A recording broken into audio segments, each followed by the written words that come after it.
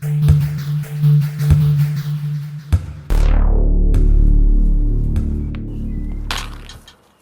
up, guys? The Snowman here, and the Wimbledon draws are out for both the men and the women now. In this video, I want to look at the women's singles draw and give that a preview. If you want to see my men's preview, please check out that video as well. But definitely a lot of good storylines, lots to unpack here. So let's dive into this women's singles draw for the 2019 Wimbledon Championships. So in terms of the big players, almost every single big name will be at Wimbledon with the exception of young Bianca Andreescu. She has a shoulder injury, so she's not there. But most of the top players on the women's side are going to be playing at this event. And I can't tell you, my jaw literally dropped when I was checking the draw this morning and I saw how many great players were in this first section as we pull it up here. We've got 4 former Wimbledon champions as well as the new number 1, Ash Barty. So let's start with Barty. She's the new number 1, the 27th WTA number 1 in history. She's on a 12-match winning streak, though, right now. Won her first Grand Slam at Roland Garros last month. Also won a grass tournament at Birmingham last week. Hasn't played a ton of top players recently, but she's only dropped 2 sets en route to winning those 2 titles. Also won Miami.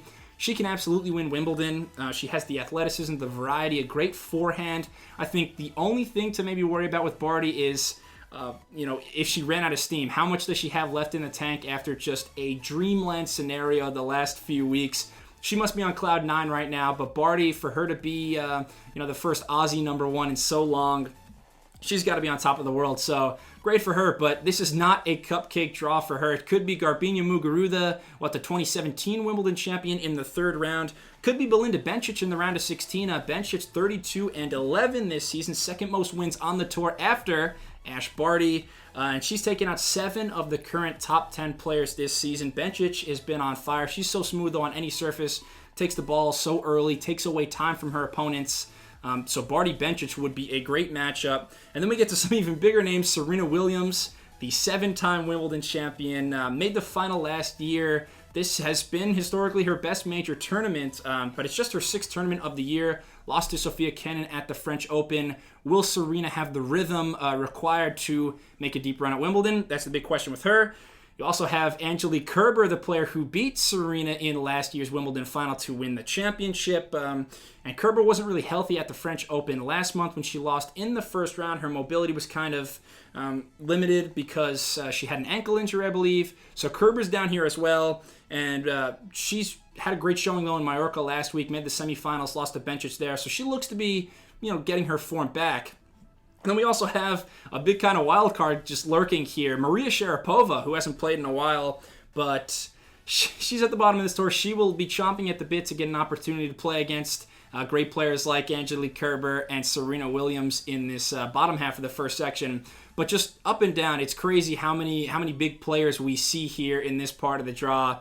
Definitely take it in. We could be looking at Barty Bencic, round of 16, Serena Kerber, round of 16. Final rematch that early would be insane.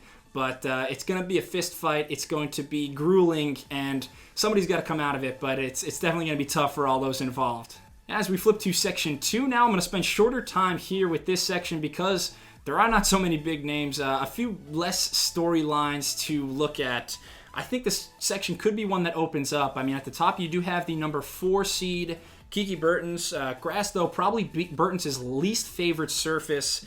She is definitely more of a clay star, winning in Madrid this year. And she's had some duds in Grand Slams lately, lost in the 2nd round of the French Open, so Bertens not really thought of as a big match player.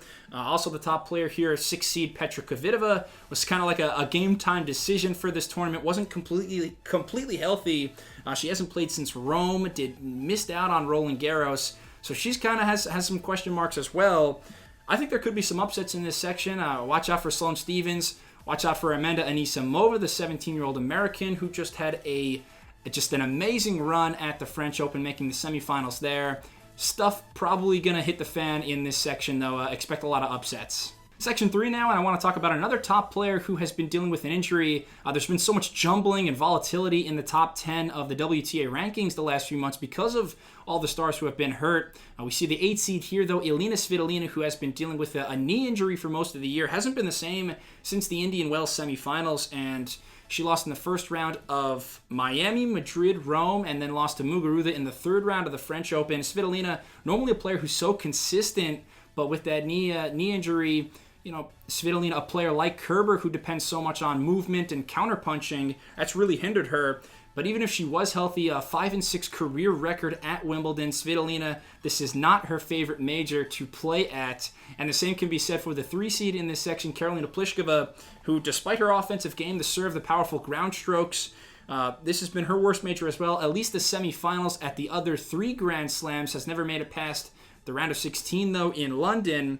Pliskova has had a really great 2019, though, winning a Premier 5 title in Rome, final in Miami, another title in Brisbane. I feel like it's only a matter of time before Pliskova breaks through on the grass.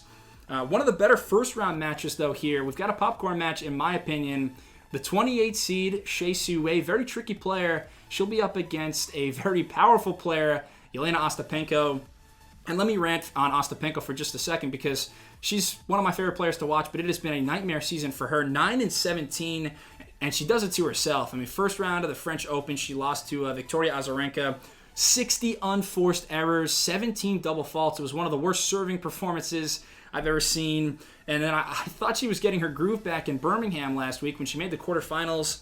She had 5 match points against Petra Martic, was up a set and 5-2, but somehow squandered all those chances. A total meltdown on Ostapenko's part. She has been just the ultimate wild card. So much inconsistency. I would not ever recommend betting for or against Ostapenko. Just too much unpredictability with the Latvian Livewire. But she made the semifinals here at Wimbledon last year. I think this could be another section where we get a name that we're not used to coming out of it. And maybe some more consistency now in Section 4. I love the third round prospects in this quarter. Could be Simona Halep against Daria Kasatkina. We could see Madison Keys and Arina Sabalenka. Those would be big forehands on display there. Caroline Wozniacki, Caroline Garcia, and then Sofia Kenin, Naomi Osaka. And I want to start with Osaka, who I hate to keep harping on this in my videos, but she just hasn't looked the same since parting ways with her coach Sasa Bajin after she won the Australian Open. They had so much success together, the 2 Grand Slams, helping Osaka get to the #1 ranking. She just had a head-scratching showing, though, at the French Open. 2 shaky comebacks where she lost the first set, and then in the third round she got blown out by Katerina Siniakova, who's a really good doubles player but hasn't had a ton of success on the singles tour. Osaka also lost on grass in Birmingham in the second round to Yulia Putintseva, and I think it's just been odd. I mean, the struggles have come almost as rapidly as the ascension did for Osaka. She needs to get her groove back, and I think she will. She really needs a good showing at the All England Club.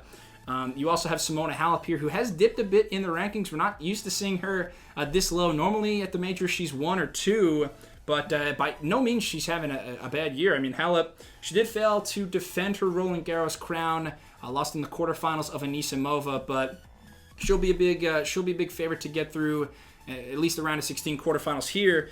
And we also see Sofia Kenin, who defeated one of the most informed players, Belinda Bencic, in the Mallorca final, won that title last week. So she's on fire.